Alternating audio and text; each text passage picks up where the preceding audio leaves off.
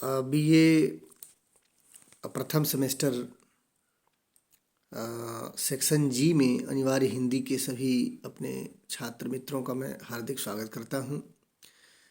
पिछली कक्षा में हम लोगों ने भाषा और साहित्य के संबंध में जानकारी प्राप्त की कि दोनों क्या हैं और उनमें क्या अंतर है। साथ ही साथ साहित्य के संबंध में बातचीत करते हुए हमने कहा कि ये भाषा के कुशलतम और सौंदर्य उत्पन्न कर देने वाले प्रयोग का नाम है। यानी भाषा का जब कुशलतम प्रयोग किया जाए तो वही साहित्य बन जाता है। भाषा इसीलिए पहले आती है, साहित्य बाद में आता है। और फिर हम सब ने साहित्य में जो सौंदर्य पक्ष है उस सौंदर्य पक्ष को के बारे में समझा कि क्या सुंदर माना जाएगा, किसे सुंदर माना जाएगा। और हमने बताया कि जो जीवन में कर्मठता भर दे, जो जीवन में सुलाए नहीं, आपको सकर्मक करे, सृजनात्मक करे, वो कर्म वो सुंदर है। वह सब कुछ सुंदर है। जो आपके मन का विस्तार करे, आपके मन को छोटा न बनाए, तो हृदय का प्रसार करे, भाव क्षेत्र का प्रसार करे, वो सुंदर है। वो सब कुछ सुंदर है। तो इन सारे पहलुओं पर बातचीत हुई। आज हम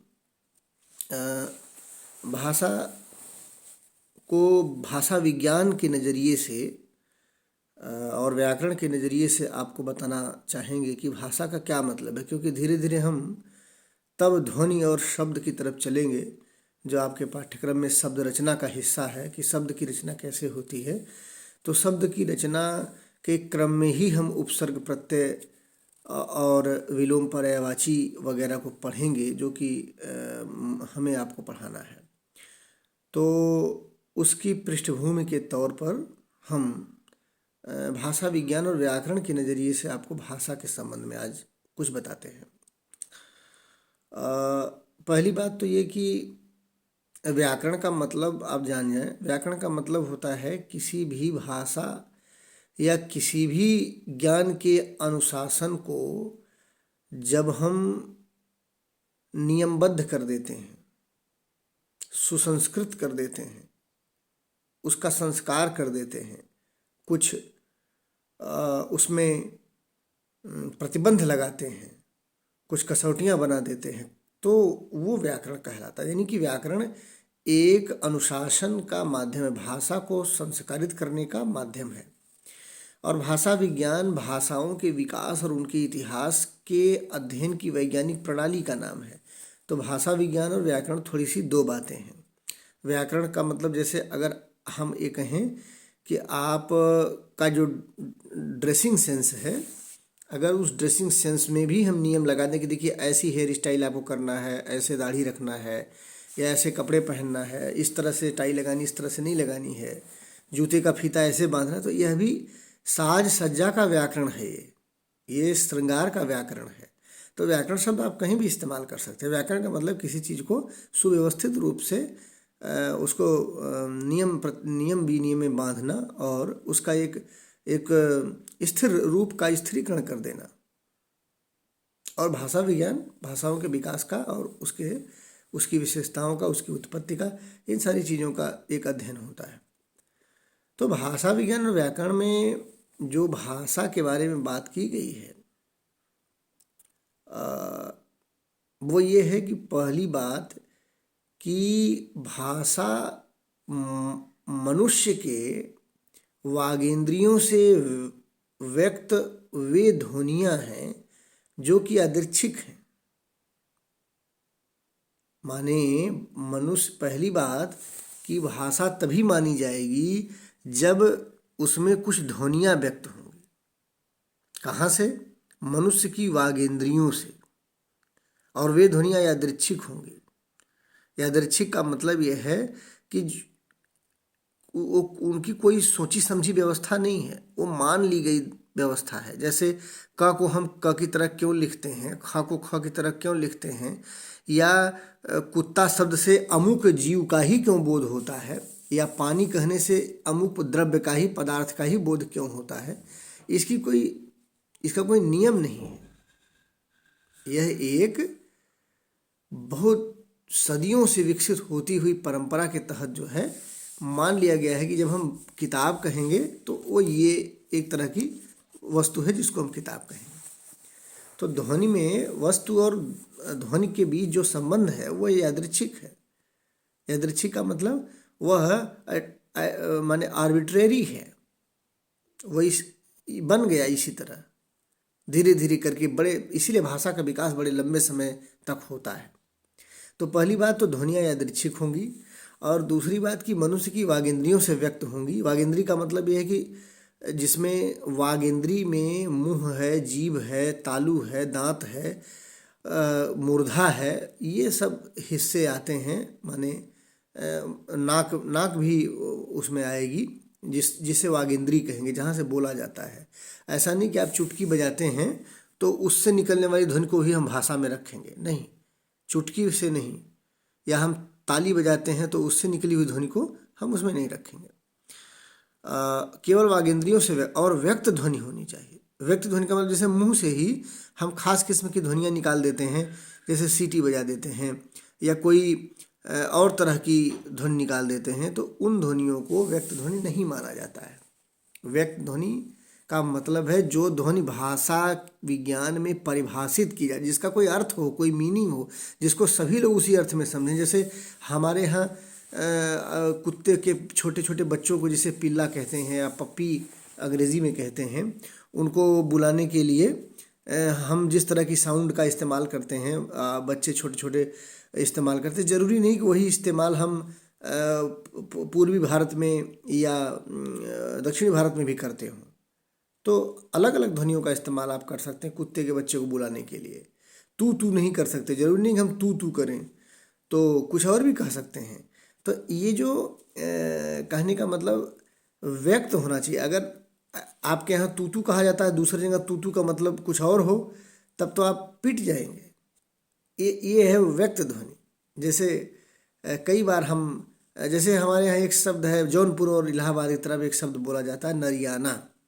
नरियाना का मतलब चिल्लाना होता है, लेकिन आजमगढ़ और इधर अम्बेडकर नगर फैजाबाद की तरफ नरियाना का मतलब चिल्लाना नहीं होता। नरियाना का मतलब नारी को, यानी कि मादा को देखकर नर के भीतर जो कामुकता पैदा होती है उसको नरियाना कहते हैं। तो अब दोनों में कितना अंतर। अगर आप किसी को यहाँ नरियाना बोल देंगे तो पीटेगा आपको, तो ये व्यक्त ध्वनि नहीं मानी जाएगी। व्यक्त तभी मानी जाएगी जब बहुसंख्यक वर्ग के द्वारा वो मान्य हो और सब लोग उसका अर्थ समझ सकें, तो वो व्यक्त ध्वनि है। तो इस तरीके से मैंने आपको बताया कि पहली बात की भाषा तभी मानी जाएगी जब यादृच्छिक ध्वनि व्यवस्था मनुष्य के वागेंद्री से व्यक्त हो। माने वागेंद्री महत्वपूर्ण बात है, व्यक्त होनी चाहिए, और वह मनुष्य की वागेंद्री से व्यक्त होनी चाहिए, चिड़िया के या जानवर के वागेंद्री से नहीं, तब भाषा के अंतर्गत आएगा वो। और साथ ही साथ वह जो है ऐसे व्यक्त होनी चाहिए कि वह मनुष्य के भावों और विचारों को दूसरों तक संप्रेषित कर सके। ये जो कम्युनिकेशन का अर्थ है, वह महत्वपूर्ण तत्व है, ये बड़ा महत्वपूर्ण है। तो कुल मिलाकर अगर हम कुछ भी व्यक्त कर रहे हैं, अगर वो कम्युनिकेट नहीं हो रहा है, संप्रेषित नहीं हो रहा, आप तक नहीं पहुंच रहा है, तो उसको भाषा के अंतर्गत नहीं लिया जाएगा। भाषा तभी पूर्ण मानी जाएगी जब कम्युनिकेशन हो, माने जो भाव विचार हम व्यक्त कर रहे हैं वो दूसरों तक पहुँचे। ठीक, तो ये तो हुई बात भाषा की। इसमें एक शब्द आया ध्वनि। तो ध्वनि दरअसल किसी भी भाषा की जो आधारशिला है वो ध्वनि है। जैसे हिंदी भाषा की आधारशिला क ख ग घ वगैरह ध्वनि है, ये जो आपका अल्फ़ाबेट है। अंग्रेजी में ABCD है। तो ध्वनि जो है मनुष्य के किसी भी भाषा में मनुष्य के द्वारा बोली गई जो लघुतम इकाई है, सबसे छोटी, उसको ध्वनि कहते हैं, और वह एक व्यक्त अर्थ रखती है, और वह यादृच्छिक है। यानी कि मान लिया गया कि इस तरह की ध्वनि के लिए यही चिन्ह बनाएंगे, और जब हम ध्वनियों को चिन्हों में लिख देते हैं तो उन्हीं चिन्हों को, ध्वनि प्रतीकों को, उन्हीं प्रतीकों या चिन्हों को ही वर्ण कहा जाता है। क्या कहते हैं? वर्ण, जिसको हम अल्फ़ाबेट कह रहे हैं। तो क एक ध्वनि है, लेकिन जब उसको हम क के रूप में लिख देते हैं तो वह जो है एक वर्ण हो जाता है, और इन्हीं वर्णों से मिलकर शब्द बनते हैं। वर्णों से मिलकर जो सार्थक ध्वनि समूह निर्मित होता है उसी को हम शब्द कहते हैं। साथियों, शब्द के भी टुकड़े हो सकते हैं, कई बार नहीं भी होते हैं। इसी आधार पर शब्द को दो तरह से बांटा गया, एक रूढ़ शब्द कहे गए, दूसरे यौगिक शब्द कहे गए। माने वे शब्द जो टूट सकते हैं वे यौगिक हैं, दो शब्दों या दो से अधिक शब्दांशों से मिलकर बने हैं। तो शब्द के टुकड़ों को शब्दांश कहा जाता है। तो जैसे मान लीजिए हमने कहा विद्यालय, तो विद्या और आलय दो शब्दांश हैं जिससे मिलकर एक शब्द बन गया विद्यालय। जैसे हमने कहा राम, तो राम में टुकड़े नहीं किए जा सकते, राम अपने आप में ही एक जो है शब्द है, तो वो रूढ़ शब्द है। रूढ़ और यौगिक दो तरह के शब्द हो गए। एक और भी शब्द होता है जिसको योग रूढ़ कहा जाता है, और वह जो है हम बाद में आपको बताएंगे कि उसका क्या है महत्व। लेकिन अभी आपके लिए इतना जानना ज़रूरी है कि कैसे शब्द माने ध्वनियों की एक सार्थक प्रतीक व्यवस्था है जिससे शब्दों का निर्माण होता है। और उसके साथ एक बात और आपको बताना ज़रूरी है इस समय कि देखिए, भाषा में एक शब्द एक प्रयुक्त होगा, पद शब्द प्रयोग होगा। शब्द और पद दो चीज़ें होती हैं। जब कोई शब्द अलग से आता है तो उसको हम शब्द कहते हैं। जैसे घर एक शब्द है, लेकिन जब वही घर किसी वाक्य में प्रयुक्त हो जाता है, माने किसी कथन में प्रयुक्त हो जाता है, तो उस प्रयुक्त शब्द को हम उस कथन के अंतर्गत पद कहने लगते हैं। जैसे हमने कहा कि राम घर जाता है, तो यहाँ पर घर अब पद कहा जाएगा। तो कभी कोई पूछे कि पद और शब्द में क्या अंतर है, तो पद दरअसल शब्द का वाक्य में प्रयुक्त रूप है। तो साथियों, इस तरीके से हमने आज देखा कि भाषा का क्या अर्थ है और भाषा में ध्वनि का क्या मतलब है, और ध्वनि से कैसे शब्द बनते हैं, शब्दों के कौन से रूप हो सकते हैं, माने रूढ़ और यौगिक। उसके बाद हम लोग अगली कक्षा में जब मिलेंगे तो आपको शब्दों की रचना के बारे में, यानी रूढ़ शब्द क्या है, यौगिक शब्द क्या है, योग रूढ़ शब्द क्या है, और उनकी रचना कैसे होती है, तो उस विषय में जब हम बातचीत करेंगे तब आपको उपसर्ग प्रत्यय का संदर्भ आएगा, तो हम बताएंगे उपसर्ग प्रत्यय क्या है, जो कि हमारे पाठ्यक्रम में है।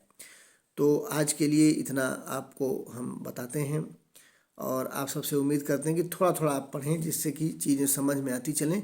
अन्यथा ये भाषा का पक्ष है, थोड़ा आपको असुविधा होगी। तो बहुत धन्यवाद सभी मित्रों का। हम लोग फिर अगली क्लास में मिलेंगे और कुछ सामग्री आपको मैं भेज दूंगा जिसको आप सीधे रिटन प्रिंट आउट लेकर पढ़ सकें।